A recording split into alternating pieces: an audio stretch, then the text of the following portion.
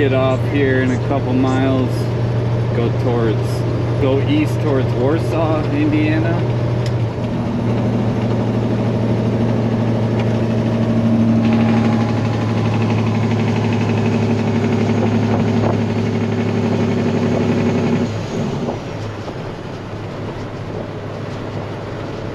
I took the 2004 Peterbilt 379 again. Nice to have a Jake brake.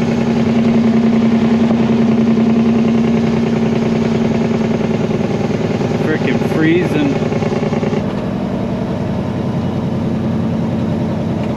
I gotta get off here, so I gotta be careful. I'm fully loaded. Well, 5,200 gallons of milk. So when you got a corner like this, a turn, an exit, and it says 25 miles an hour and it wraps all the way around, you don't want to be oh, see, I'm going too fast right here. These things can roll over real freaking easy. I'm actually gonna go down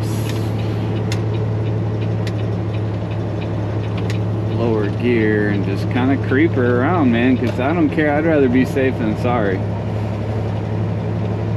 These Petes are beautiful, man. They're beautiful trucks. I love them, but they just don't feel it to me as, I don't know, this one feels a lot more safe than the one with the sleeper. I think the sleeper one's like in 1990.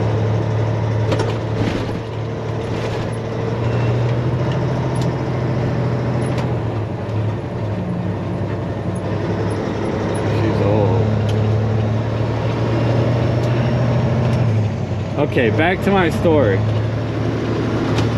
Dang, that freaking surge, man. When you're, so I got like 5,200 gallons of milk in this tank. And so when you're like, when there's space, when the tank is all the way full in these milk tankers, it's not bad. You don't really get that surge, that back and forth slushing of the liquid that's in your tank. But when there's room in that tank and there's air, that liquid, that 50,000 pounds of liquid just surges back and forth, and anytime you hit the accelerator or the clutch, it rocks you back and forth, and it hits you like a ton of bricks, man. It's kind of scary sometimes.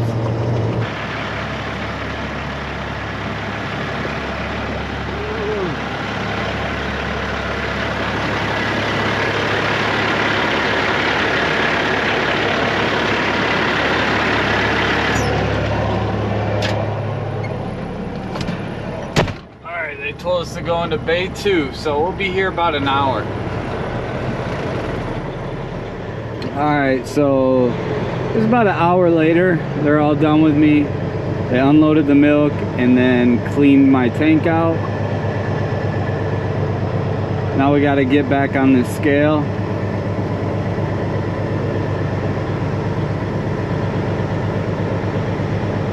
And get our empty weight.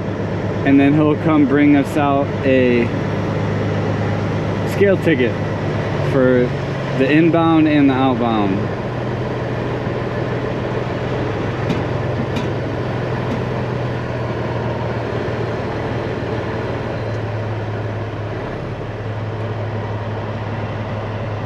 Oh, I'm not on it right. Oh, there we go.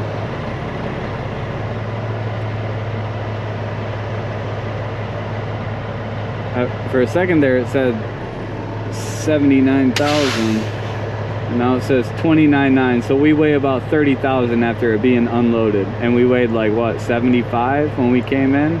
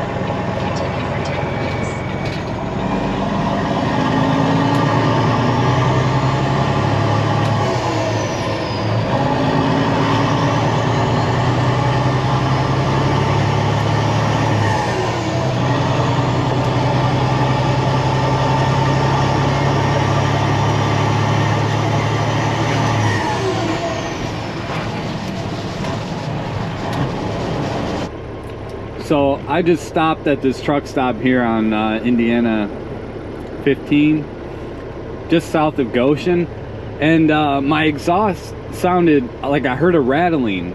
It didn't sound too much louder than it usually is. This Peterbilt's pretty strong and powerful, and she blows like a powerhouse, but I heard a rattling back here behind me. So I get out and I went to go grab a breakfast sandwich, and look what I found. The exhaust pipe just came right off the breather. So I gotta try to get that back on. Alright, so this whole apparatus right here was off. I'm not sure, it was at the mechanic and maybe they didn't tighten it down good enough, but this whole thing was off of this exhaust part. And so I didn't have any tools in this truck because this ain't my truck. So I had to go ask one of them drivers back there for his tools, and thankfully he did have one, because there's no tools at this truck stop either. So I had another trucker help me. He was parked next to me, and we loosened these, and then this piece kind of becomes flexible and opens up more, and then we just had to join these two together. So now we're good to go. Sucks when you take someone else's truck and you don't have your tools on you, man, because trucking, man, I don't care if you're trucking, driving for someone else or yourself, you need tools. Came into a one-lane road here after we left that truck stop.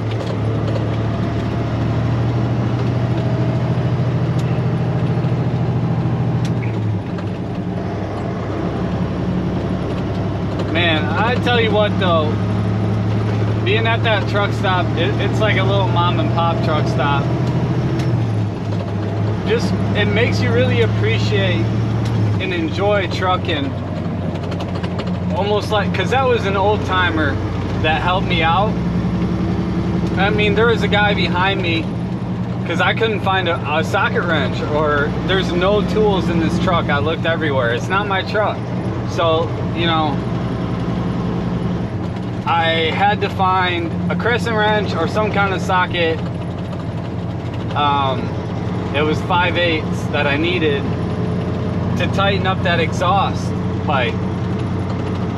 And I mean, it's something that I could have drove back home, like, but you don't want to. Worse fuel mileage, you know, it's gonna get black smoke everywhere probably.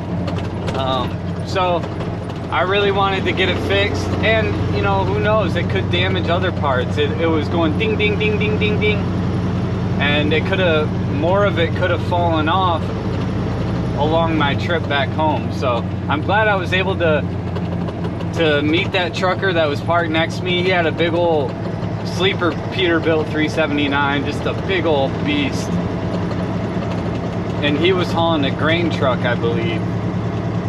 So, but going to those kind of truck stops, it just, you know, when you need something, and like, it's just good to have that camaraderie, that respect, and that care. That it seems like when you go to Pilot and Love's truck stop, that you don't just get that. It's different at these old school truck stops where these old timer guys, veterans, hang out with their buddies. They're all old truckers, semi-retired, you know, kind of farmer slash truckers, and just good old boys that just will help you out, man. Because I've been places on the road when I used to be on the road that, man, I asked people if they could help me out or give me a hand, give me a tool, and they pretty much, you know, shrugged me off like, no sir, I can't help you, dude, figure it out on your own. So running into that really makes you appreciate, you know, them old timers, and makes you think, like, I wonder what it was like back in the day. You know, I just find that interesting, man. And it's nice to run into some old timers at a old school truck stop and have truckers who care about other truckers. You know, and then the guy that was parked in the way back, because the old timer, he didn't have any tools on him either. He was pulling his a load for his neighbor, a farmer, and it wasn't his truck, so he didn't have any tools either. So I had to go around the truck stop and find a guy, and the first guy I went to hooked it up, man. So he gave me the whole crescent wrench, the whole set, and told me, here you go, just, you're a driver, you're a trucker too, so I trust you. And that right there, man, like, that's so cool. Like, that's how it used to be. And it seems like truckers have lost that sense of reality, that care for one another, you know, that respect for one another, like that brotherhood.